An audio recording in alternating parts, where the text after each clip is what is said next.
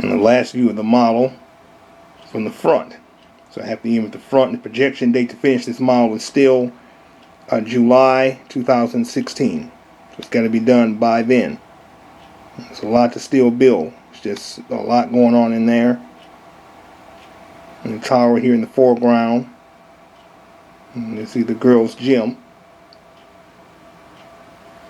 And those stairwells. So it's a lot to build here. And a lot to still, I have to still build. Eventually the landscaping will be done as well.